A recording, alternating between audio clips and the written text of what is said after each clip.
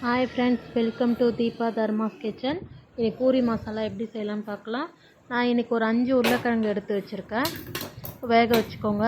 ஒரு 2 விசில் இல்லை 3 விசில் விட்டுக்கோங்க. புது உருளைக்கிழங்காக இருந்தால் 3 விசில் விட்டுக்கோங்க. கருவேப்பிலை, பச்சை மிளகா, பூண்டு வந்து கொஞ்சம் நீட்டாக அரிஞ்சுக்கோங்க பொடியாக. பச்சை மிளகா வந்து கீறி வச்சுக்கோங்க. வெங்காயம் ஒரு 3 வெங்காயம் பெரிய சைஸு, கேரட் ஒரு கேரட்டு, ஒரு புடி பச்சை பட்டாணி, ஒரு தக்காளி பெரிய சைஸ் தக்காளியாக எடுத்துக்கோங்க. எடுத்துக்கிட்டு ஒரு கடாயில் எண்ணெய் ஊற்றிக்கோங்க. தேவையான அளவு எண்ணெய் ஊற்றிக்கோங்க. உங்களுக்கு தேவையான அளவு ஊற்றிக்கோங்க. எனக்கு தோராயமாகவே தெரியும், நான் அளந்து ஊற்ற மாட்டேன். எப்போவுமே நான் தோராயமாக தான் செய்வேன். எண்ணெய் ஊற்றிக்கோங்க. கடுகு சீரகம் கலந்து வச்சுருக்கேன், அது போட்டுக்கோங்க. போட்டுட்டு கடுகு பொரிஞ்ச உடனே கடுகு பொரியணும், அதுக்கப்புறம் தான் சேர்க்கணும். பச்சை மிளகா, கருவேப்பிலை, பூண்டு இது முதல்ல ஆட் பண்ணிவிட்டு கொஞ்சம் வதங்கட்டும். வதங்கினோடனே வெங்காயம் தக்காளி ஒன்றா போட்டுக்கோங்க. வெங்காயம் தக்காளி போட்டுட்டு நீங்கள் உப்பு போட்டுக்கோங்க. உப்பு போட்டு கொஞ்சம் நல்லா வதக்கணும்.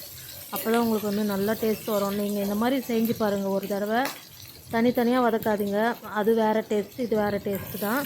வெங்காயம் போட்டு தக்காளி எடுத்து போட்டுக்கோங்க. உப்பு போட்டுக்கோங்க.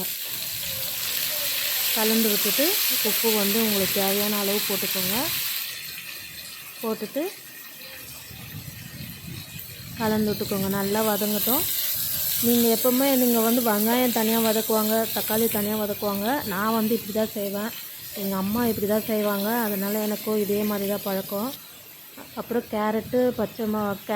கேரட் ஒன்று சொன்னல, ஒரு பொடி பச்சை பட்டாணி இது போட்டு நல்லா கொஞ்சம் வதக்குங்க. காய் வந்து எண்ணெயிலேயே அதோட ஃப்ளேவர் வந்து இறங்கணும். காய் வந்து நல்லா வதங்கணும். ஒரு 5 நிமிஷம் வந்து நீங்கள் மூடி போட்டு சிம்லேயே கூட வேக வைங்க.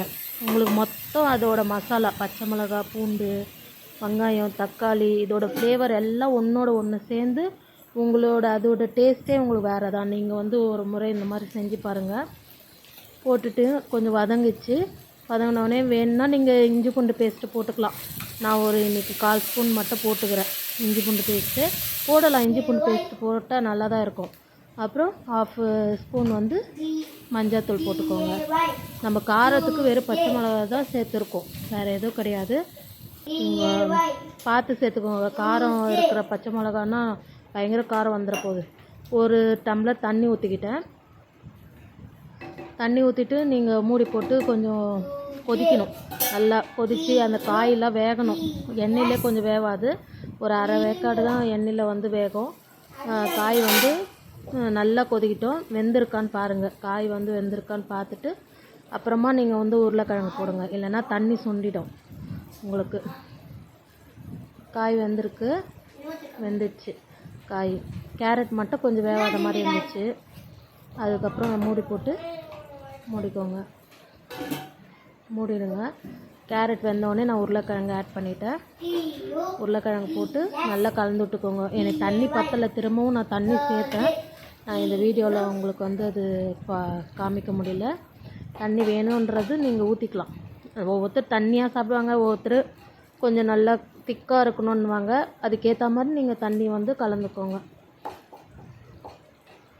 அப்புறம் கொத்தமல்லி லாஸ்ட்டாக போட்டு இறக்கிடுங்க. அவ்வளோதான். உப்பு இருக்கான்னு நீங்கள் வந்து செக் பண்ணிக்கோங்க. நான் ஒரு தடவை உப்பு போட்டேன்னா கரெக்டாக இருக்கும், ஒரு தடவை அரை உப்பு தான். நாங்கள் சாப்பிட்றது எல்லாம் அரை உப்பு தான்.